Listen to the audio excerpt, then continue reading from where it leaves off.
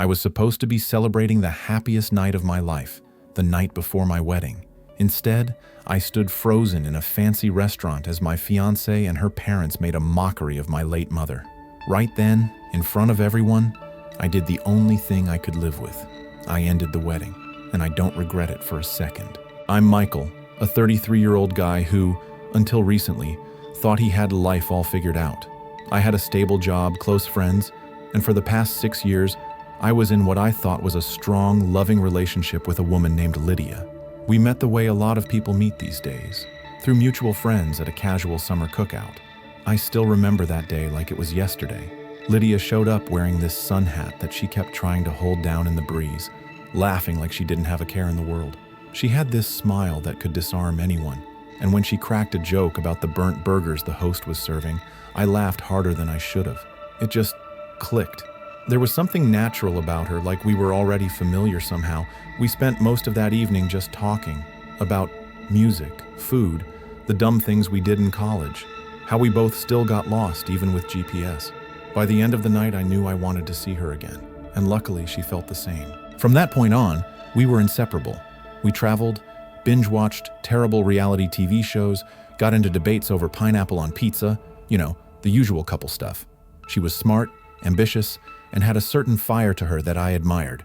So, when I proposed to her a year ago, it didn't feel like some grand leap of faith. It felt inevitable, the kind of decision that didn't require overthinking. I loved her. I trusted her. I believed in us.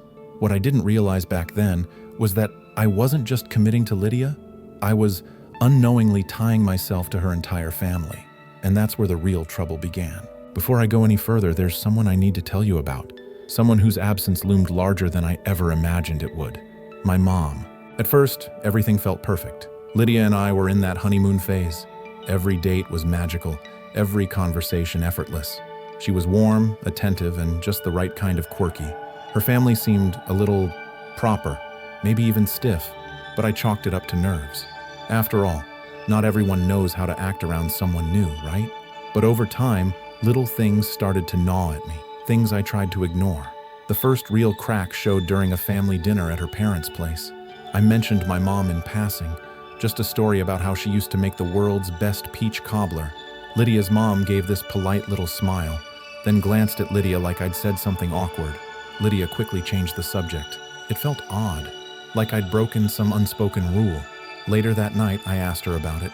She shrugged it off, said her parents just didn't do well with emotional topics. Fine.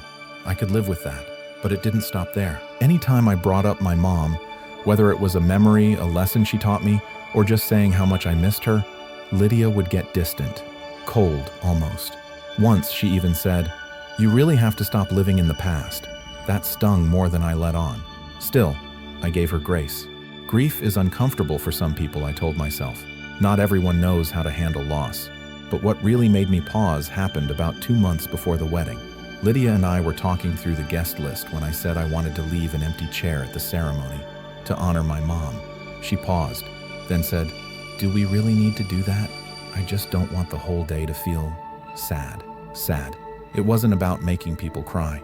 It was about respect, a symbol. My mom would never see me walk down the aisle. That empty chair meant everything to me. We argued, not loud, but tense. She kept saying things like, "Can't we just focus on the future?" And I kept thinking, why does remembering my mom feel like a problem? That night, lying next to her in bed, I stared at the ceiling and wondered, for the first time, if we were really as aligned as I thought.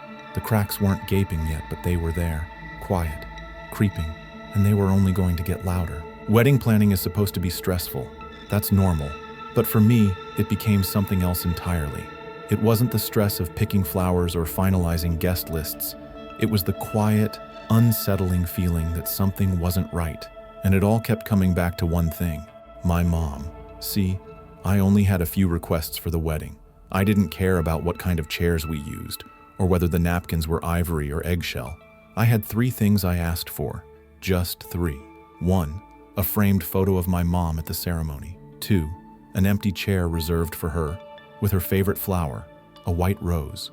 And 3, that we play one of her favorite songs during the reception. Nothing dramatic, just a sweet instrumental that reminded me of home. simple, respectful, personal. Lydia smiled when I first brought them up, but every time we revisited those plans, she found a reason to adjust them. The photo, maybe we could just do that at the rehearsal dinner instead.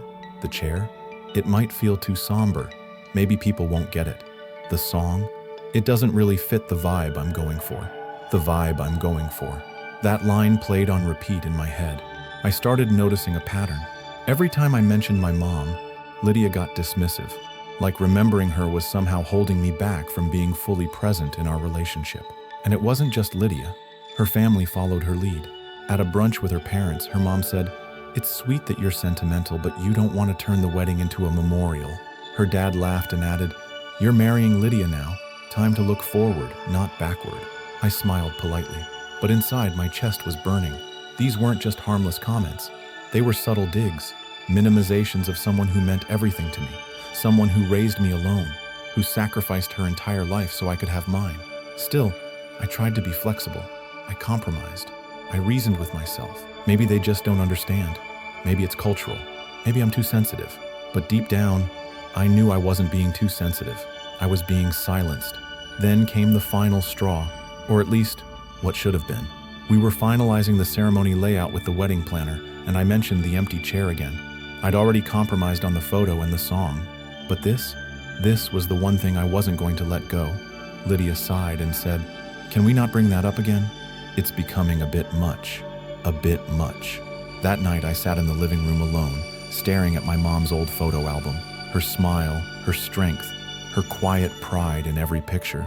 I thought about how happy she would have been to see me get married, and how crushed she'd be to know her memory was being treated like an inconvenience. And for the first time in my life, I questioned whether I was marrying the right person. The red flags weren't just bigger now, they were waving in my face. And the worst of it hadn't even happened yet. That would come at the rehearsal dinner. The night before a wedding is supposed to be a celebration, a toast to love, laughter, and the start of a new chapter. Ours turned into something I'll never forget, for all the wrong reasons. The rehearsal dinner was held at a fancy little restaurant Lydia's parents had picked. It was formal, polished, and exactly their style. Expensive wine, plated meals, the kind of place where everything feels rehearsed. Fitting, I suppose. Everyone was there. Our friends, Lydia's family, my best man, even my aunt and uncle who'd flown in to be there for me since my mom couldn't. There was laughter, clinking glasses, the usual small talk. On the surface, it looked like everything was perfect, until it wasn't. It started when Lydia's father stood up to give a toast. He clinked his glass and smiled, saying how proud he was, how Lydia had finally found a man who could meet the family's standards. Everyone chuckled. Then came the subtle shift, the one that made my stomach tighten. He said, "We know Lydia comes from a family with strong traditions, and we're so happy she's marrying someone who, well, let's just say, he came from different circumstances." Different circumstances. I smiled tightly. I'd heard that kind of phrasing before. It's what people say when they want to sound polite while punching you in the gut. Then Lydia's mom chimed in with her own toast. She said, "We all have things from our past, of course, but it's the future that matters, and we're thrilled to welcome someone who's choosing to move forward and leave the rest behind." That's when it hit me. This wasn't just about my mom. This was about erasing her. Lydia was sitting next to me, laughing softly at their comments. Not nervously, not awkwardly, like she agreed. Then it got worse. One of Lydia's cousins, a smug guy named Trevor who had too much wine and not enough sense, leaned across the table and said, loud enough for several people to hear, "So, is there going to be a little shrine for your mom at the wedding? Or did Lydia talk you out of that too?" The table erupted in awkward laughter. I didn't laugh. I stood up, not loudly, not dramatically, just stood. The chair scraped slightly, and the sound felt louder than it was. Lydia looked up, confused. "What are you doing?" she whispered. I looked at her, looked around the table, and in that moment, I saw it all clearly. The woman I was supposed to marry had let her family mock the most important person in my life. She'd asked me to shrink my grief, to erase my memories, to cut away the parts of myself that didn't fit neatly into her curated image. I'd tried so hard to be accommodating, to be understanding, but all I'd done was betray myself. So I said, calmly, "I'm going home." Someone laughed again, thinking it was a joke, but I wasn't joking. I walked out of that restaurant without another word. No yelling, no speech, Just silence, the kind that carries more weight than anything else. And in that silence, I made my decision. The wedding, it was off. Because if someone can't respect the people who made you who you are, they don't deserve to walk into your future. When I walked out of that rehearsal dinner, I didn't go home to the apartment Lydia and I shared. I went to my old place, the one I hadn't fully moved out of. Just a couch, some clothes, and a photograph of my mother on the windowsill. I sat there in silence, staring at her face, and for the first time in a long while, I didn't try to push the grief away. I let it in. I let it breathe, because it wasn't just grief anymore. It was anger, not the hot, impulsive kind. This was the cold, clear kind, the kind that makes every detail come into focus. I thought about everything I'd let slide, every comment, every snide joke, every time Lydia asked me to tone down the mom stuff, and I realized I'd been compromising pieces of myself so quietly, so gradually, that I didn't even realize how much I'd lost. But the rehearsal dinner, that was the moment I found my limit. The next morning, the calls started. Lydia, her mom, her dad, all trying to reach me. First concerned, then annoyed, then angry. I ignored them all. Then I sent Lydia one message. "I'm calling off the wedding. I'll come by for my things in a few days. Please don't contact me again." No explanation, no drama, just a line drawn in the sand. She texted back over and over. "This is insane. You're overreacting. You're going to regret this." Her mother even left me a voicemail saying, "This is a mistake. And frankly, you'll never find someone of Lydia's caliber again." I laughed at that one, not because it was funny, because it was pathetic. Caliber? This woman, who watched her daughter and husband mock a dead woman, wanted to talk to me about caliber? A few days later, I went back to the apartment while Lydia was at work. I packed my things in silence. I left the key on the kitchen counter. And then, I walked away. There were no fireworks, no grand confrontation, just quiet clarity. And I have never, not for 1 second, regretted it. Because when someone forces you to choose between honoring your past and fitting into their version of the future, that's not love, that's control. And I finally chose myself. It's been almost a year since I walked away from that wedding, and from Lydia. There's no dramatic twist to tell you, no desperate apology, no surprise reunion, just life, moving forward. And honestly, that's been the best part. For the first few weeks, it was quiet, painfully quiet. I'd wake up in my old apartment surrounded by unpacked boxes and silence, the kind of silence that used to scare me, but slowly, it started to feel like peace. Friends reached out, some to ask what happened, others to say they always thought Lydia seemed a little cold, a little too eager to mold me into someone else. Even my dad, who's usually the stoic type, gave me a rare moment of vulnerability. He looked me in the eye and said, "Your mom would be proud of you." And that hit me harder than I expected, because the truth is, for so long, I thought honoring my mom meant keeping her memory alive quietly, being respectful, not making others uncomfortable. But what I've realized is this: respecting someone's memory doesn't mean whispering about them in the corners of your life. It means standing up when their name is disrespected.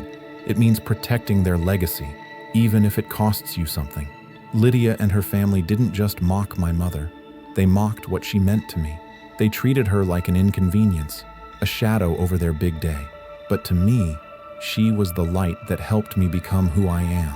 And if the cost of honoring that is losing a relationship that couldn't respect it, then I paid that price gladly. I'm not bitter. Honestly, I'm grateful. Grateful I saw the truth before signing a contract that would have bound me to a family that didn't see me. Not really. Not the real me. These days, I still visit my mom's grave. I bring her flowers.